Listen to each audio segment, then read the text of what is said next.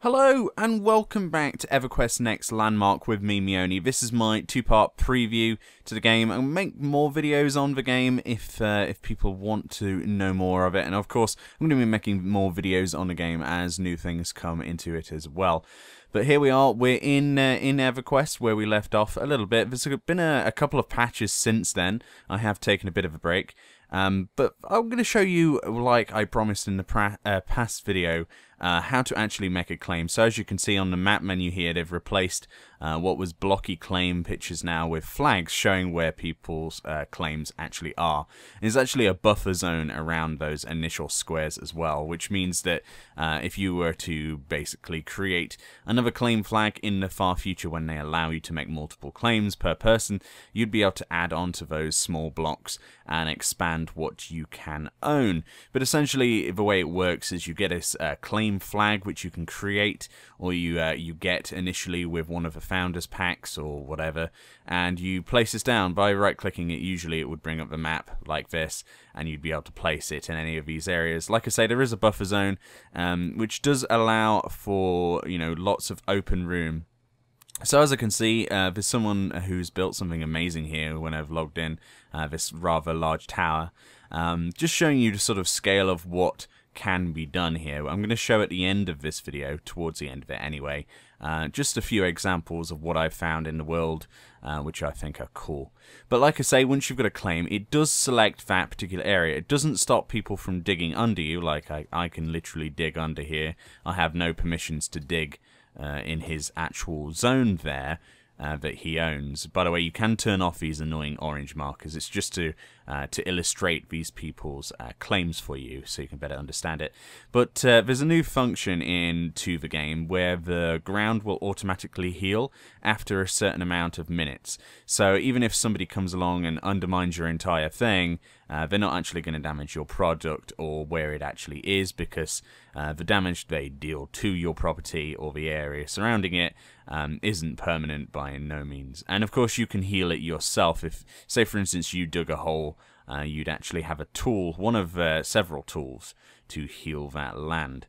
So as you can see here, I've turned on what available claims there are currently on this server. This is one of the first servers actually, and surprisingly there are still claim spots, but I don't think they're really that desirable. They're on the edge of the map, deserts and sort of places like that. But I was one of the first few people into the beta, so I'm on one of the highest pop servers, or at least one of the oldest servers. So here I am back at my claim. It took me a while. So this is where I put my claim originally on day one. It took me ages to find even this spot to put it on because the buffer zone was a little bit more unforgiving. But here's my plot. As you can see, it's not ideal. It's not flat, but we can do all sorts of things because we own this land. Now you can't use a pickaxe to remove any of this dirt or anything like that, but you actually have tools. Now these tools are the add tool, select tool, and the heal tool. The green bandage is the heal tool there on my hotbar, and then you've got the plus and the minus symbol, which are the add and remove tool. And the way those work, the tools work at least, is that you can actually craft more as you progress. This is very much a gathering set of game meta game at the moment. You gather materials until you can craft new tools and new equipment. So it's like Minecraft creative mode, but you've actually got to work for what you do. So as you can see, look, I'm using the scroll wheel on my mouse here to change the size of this cube on the remove tool, and then I'm left clicking and I can take out huge chunks of the land. I'm only doing this as a demonstration, by the way. I'm not going to be building anything just quite yet, but I'm showing what can be done. So you can literally take huge chunks out of the land, and of course you can scroll wheel this down all the way to the smallest voxel shape, the smallest cube, to sort of change lots of these edges and get it perfect. Of course this is all very uneven, so I'm going to heal this over when I've done showing you what's capable of this tool. Now there are other tools that I do not have access to in this particular video. There's a smooth tool which allows me to smooth the edges of these places so they're less jagged, which means that you can create spherical objects. Yes, I know in a Minecraft-esque game you can actually make spheres. There's also a keyboard shortcut for when you're placing down materials as well. You can press C and it will turn it into a huge cube, wow, a sphere that you can place around, which is really good for building towers. So what you can do is you can plop down a sphere, and then you can build on top of that with several spheres and then smooth it across, and it will make a really nice even tower shape, because of course you can clip into the other materials. As you can see here, I'm using the materials tab to select a material. For the purpose of this, we're going to whack down some stone, I think. Let's get a nice big cube of stone, just to show you sort of a scale. Obviously, anything you do place down is sort of dependent on how many materials you do have. So if I've gone and mined, 70,000 stone, then I'm actually going to do more than someone who has mined only 12, for example. So much so I can place down blocks of it, huge blocks of it. This is obviously not recommended. The time and effort to actually place individual blocks down would be much less destructive to your pool of resources. But as you can see here, I can put down average cubes. And then of course I can use the delete tool with a small voxel to kind of burrow my way into this if I wanted to. I'm just going to show you the sphere tool now. So I press C and it turns into a sphere, look. They're going to add new tools and shortcuts and things into the future, but look at that, how cool is that? It's so rare to see a sphere in a blocky game, and this is very much a blocky game at the basis. The way this works is it's rendered smooth on top of the edges. So the hard edges, if you were to take away that rendering process behind the scenes, it would look like Minecraft. And in fact, we saw this in there was a Reddit post where somebody, the game bugged out for a few seconds, and were able to take screenshots of what the game looked like without the rendering process, and it was literally Minecraft, which is really interesting, to be honest. So it's very cool, very cool. So I'm using a large block tool here of the heal, and when I heal these areas, it's actually going to heal what's inside that green square. So a lot of the blocks I've placed down into the floor there, they're actually going to get removed and put back into my resources, which is cool. I thought it would be horribly destructive, but you can actually get away with just plonking things down and then removing stuff afterwards, if you so desire. Personally, I would much rather build it block by block as opposed to building a massive cube and burrowing my way through it, but that's my personal build preference. So I'm just showing you here, you can sort of mess around for a while, you can burrow into these things, but we're not going to spend too long here. I'm going to actually speed up, show you a basic build that you can do. It takes you a while to do anything in this game. It's not like Minecraft where you place down the same size blocks each time. There's a lot more precision in it. And I think a lot of the control systems and control schemes for the game really need to be ironed out if this is to be an actual release title. Remember, this is very early alpha, so what you're seeing is not indicative of a final product. But nevertheless, it is fun, and what some people have done with this is just incredible. Like, the difference between the capabilities of Minecraft and this are obvious, really, aren't they? So let's hop on. Now I'm going to speed this up as fast as I can, as fast as Sony Vegas allows me to, but I'm going to place down this basic foundation. We're going to see if we can build something very basic just for the video now. Showing you, look here, I'm jumping around because of the difficulties I'm having with the control scheme here, and it's very difficult to place a block on the face of another block unless you're actually facing that particular edge, which of course is something you're not always going to be doing.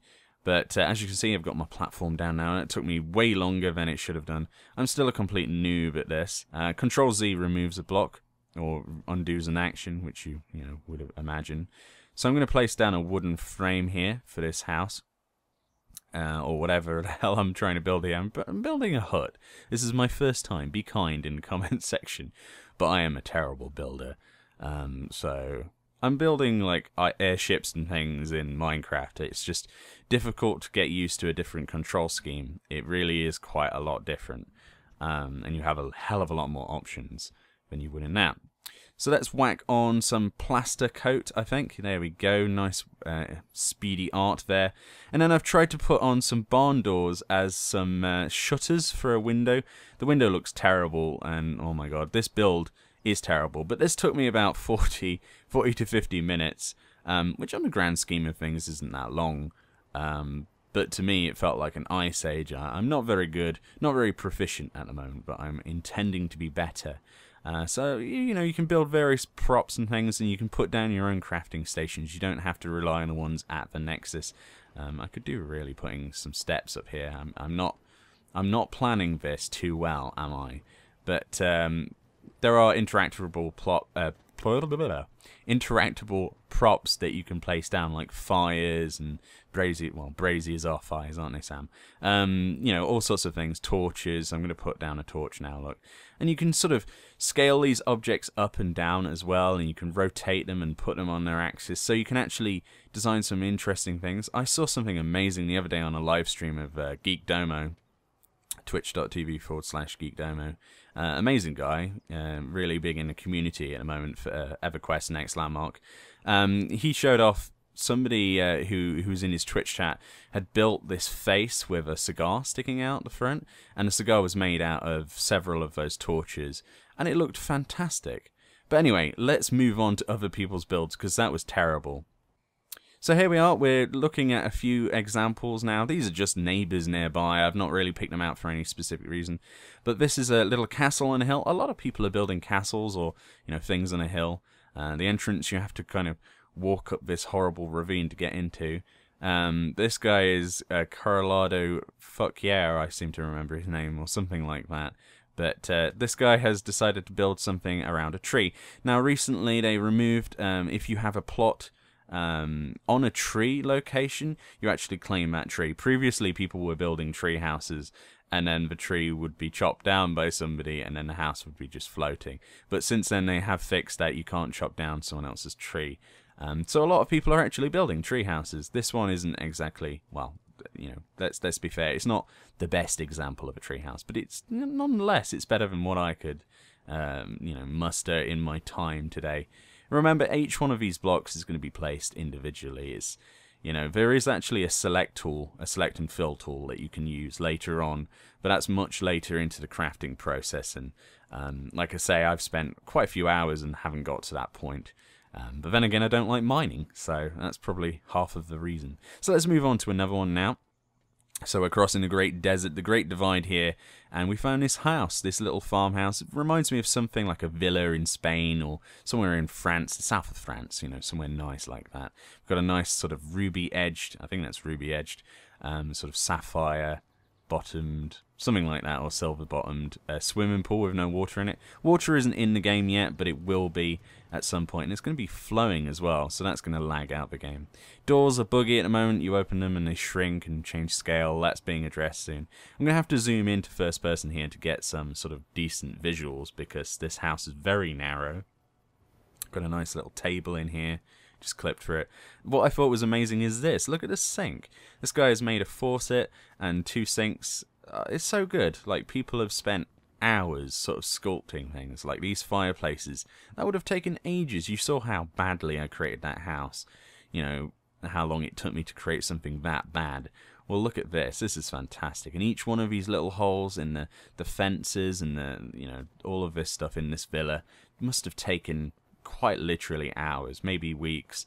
You got these pillars here. They need probably smooth tooling. What I'd do is I'd make them nice and curved. I've seen some amazing things that people have done with the sphere tool, and then built upon that. They've made some like really crazy sort of facial features for statues and things like that. Some really incredible design work going on with, you know, what limited tool options there actually are. It puts people like me to shame who get the game, get a claim on one of these servers, and then builds a hut. But I promise I will build something at some point. So let's go down now. Let's find the last guy. We'll look at one more guy. As I say, this is just a slice of like, oh, what's in here? Oh, this is the before we go, this is the basement where he keeps his portal. Nice portal room. But yeah, like I say, this is exactly what EverQuest Next Landmark is all about. It's creating content that may eventually go into the game, may not, but it's all user-created stuff, and this game alone will feature monsters. There'll be quest design NPCs. They're using a thing called, what's it called? Story blocks, that's it, which is a technology that allows you to create your own NPCs. So like you trade wood for gold, etc. and you'll have an NPC on your plot, stuff like that. So there's going to be some really interesting tools for developer stuff that will have, hopefully get incorporated into EverQuest Next itself. So people at SOE are really putting out the boat for user-created content, and I don't think there's been anything quite on par with this sort of customization available in any MMO to date. It's a completely revolutionary process. So this guy has made some like upside down stairs in this one. It's not exactly a great example of some builds here, but it would have still taken a very long time to do that. You've got to remember, and I keep falling into ravines. But that's what it's all about. It's all about getting into the game. If you're into this sort of stuff, if you're into building, into Minecraft building more than anything else, this is definitely the game for you. You could spend hours upon hours chiseling away at things like this. Look at these features on top of this. Very cool. And that could be you out there. That could be you at that castle. And that's pretty much it for me. I really am enjoying EverQuest Next Landmark. I cannot wait to see where to go with this, and I cannot wait to see how the interaction with the main game works. My name's been Meoni. If you have liked this video, leave a like. Leave a comment of what you would like to see next from this game, and I will hopefully see you next time.